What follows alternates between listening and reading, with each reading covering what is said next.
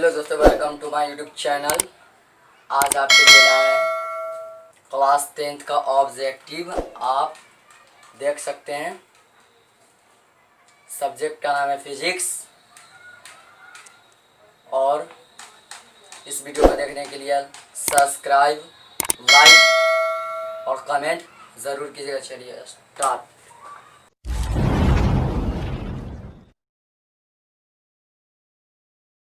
Hello दोस्तों, आज आपके लिए लेकर आए हैं फिजिक्स का ऑब्जेक्टिव। आप सब देख सकते हैं। चलिए पहला क्वेश्चन देखिएगा। प्रश्न, ऐसे पदार्थ जिसमें होकर प्रकाश आसानी से पार कर जाता है कहे जाते हैं? तब पारदर्शी पदार्थ इसका आंसर हो गया।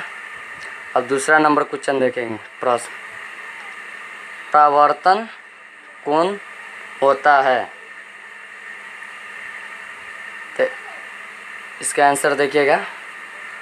परावर्तित किरण और आपतन बिंदु पर खींचा गया अभिलंब के बीच का कोण। तीसरा नंबर क्वेश्चन देखिएगा। प्रश्न, निम्नलिखित में किस दर्पण द्वारा किसी वस्तु का वास्तविक प्रतिबिंब मिल सकता है?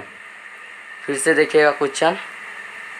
निम्नलिखित में किस दर्पण द्वारा किसी वस्तु का वास्तविक प्रतिबिंब मिल सकता है?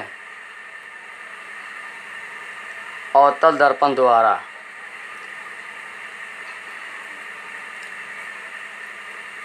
क्वेश्चन नंबर 4 देखिएगा। प्रश्न, निम्नलिखित में किसे दर्पण द्वारा किसी वस्तु का आभासी प्रतिबिंब प्राप्त किया जा सकता है? फिर से क्वेश्चन पढ़ें, देखिएगा। निम्नलिखित में किसे दर्पण द्वारा किसी वस्तु का आभासी प्रतिबिंब प्राप्त किया जा सकता है? तो इसका आंसर हो जाएगा, देखिएगा, इन तीनों प्रकार के दर्पणों द्वारा। 5 नंबर क्वेश्चन देखिए। प्रश्न, वस्तु से छोटा और आभासी प्रतिबिंब इनमें किस दर्पण से प्राप्त होता है? फिर से क्वेश्चन देखिएगा। वस्तु से छोटा और आभासी प्रतिबिंब इनमें किस दर्पण से छोटा होता है? तो इसका आंसर हो जाएगा अवतल दर्पण से। 6 नंबर क्वेश्चन देखिएगा।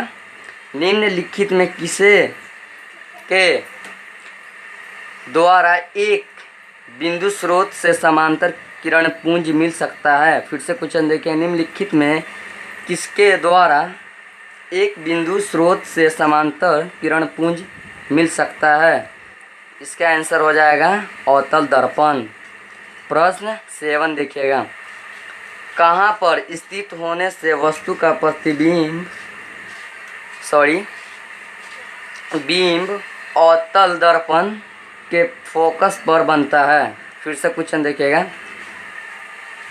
कहाँ पर स्थित होने से वस्तु का प्रतिबिंब अवतल दर्पण के फोकस पर बनता है?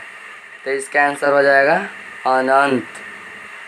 अब चलिए आगे वाला ऑब्जेक्टिव।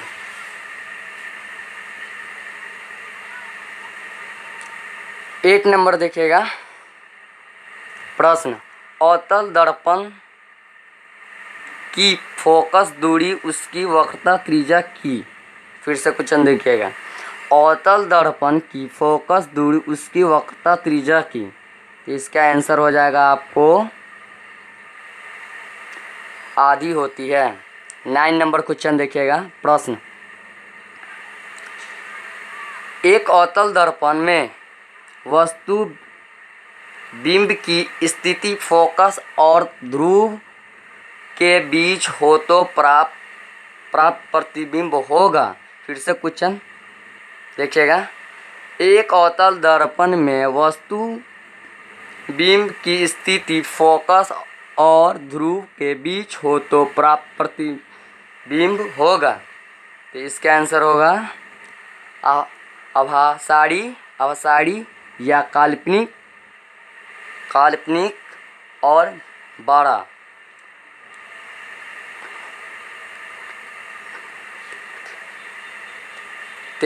टेंथ नंबर क्वेश्चन देखिएगा। प्रश्न, किसी अवतल दर्पण द्वारा आभारी, काल्पनिक, सीधा और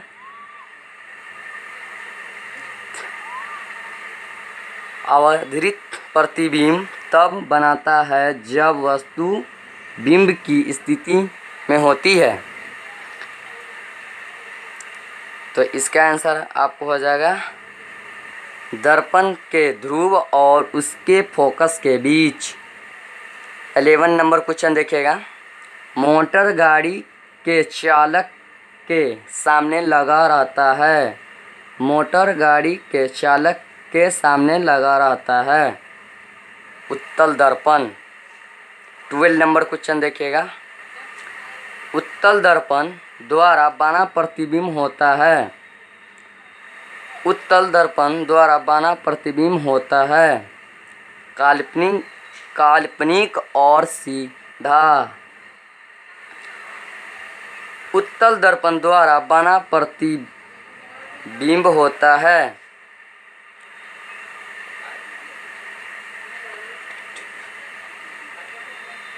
13 नंबर क्वेश्चन देखिएगा। उत्तल दर्पण द्वारा बना प्रतिबिंब होता है हमेशा सीधा। इसका आंसर हो जाएगा हमेशा सीधा। 14 नंबर क्वेश्चन देखिएगा। एक दर्पण से किसी भी दूरी पर रखी एक वस्तु का सीधा प्रतिबिंब ही प्राप्त होता है दर्पण हो सकता है। फिर से पढ़ेंगे क्वेश्चन। एक दर्पण से किसी भी दूरी पर रखी एक वस्तु का सीधा प्रतिबिंब ही प्राप्त होता है दर्पण हो सकता है। तो इसका आंसर जो आपको होगा समतल दर्पण अथवा उत्तल दर्पण। 15 नंबर क्वेश्चन देखिएगा। संबंध F बराबर R सत्य है। फिर से देखिएगा। संबंध F बराबर R सत्य है। तो इसका आंसर आपको हो जाएगा दोस्तों उत्तल तथा अवतल दोनों प्रकार के दर्पणों के लिए। उत्तल तथा अवतल दोनों प्रकार के दर्पणों के लिए। चलिए दोस्तों, आप इस चैनल पे नए हैं, आप सब्सक्राइब कर दीजिएगा और बेल घंटी को दबा दीजिएगा ताकि मेरा हर एक वीडियो आप तक पहुंच सके। कमेंट में बताइएगा कि मेरा वीडियो कैसा लगा। इस वीडियो को लाइक करना ना भूलिएगा।